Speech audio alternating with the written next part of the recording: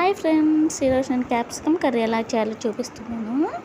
First ఒక ప్యాన్లో oil వేయాలి.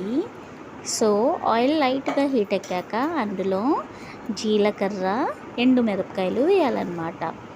సో అవి లైట్గా ఫ్రై అయిన తర్వాత దాంట్లో ఆనియన్స్ అనేవి వేయాలి. ఆనియన్స్ వేసేసి మీడియం ఫ్లేమ్లో వేయించుకోవాలన్నమాట.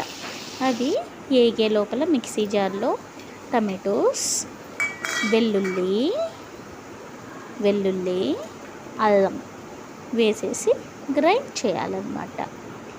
సో అవి గ్రైండ్ అయ్యే లోపల ఇక్కడ ఆనియన్స్ వేగిపోయి ఉంటాయి కదా, అందులో క్యాప్సికమ్ కొంచెం బిగ్ పీసెస్ లాగా తీసేసి వేయాలన్నమాట. అవి ఫ్రై అయిన తర్వాత ఆ పేస్ట్ దానిలో వేసేయాలి, టమాటా ప్యూరీ పేస్ట్. సో వేసిన తర్వాత ఒకసారి మిక్స్ చేసి అందులోనే ఉప్పు, కారం, గరం మసాలా వేయాలన్నమాట. వేసేసి బాగా మిక్స్ చేయాలి. ఒకసారి మిక్స్ చేసేసి ఒక 5 మినిట్స్ మనము లో ఫ్లేమ్లో బాయిల్ చేసుకోవాలన్నమాట. ఆ తర్వాత దాంట్లో కొంచెం కొత్తిమీర వేసుకుంటే మన క్యాప్సికమ్ కర్రీ అనేది రెడీ అయ్యింది.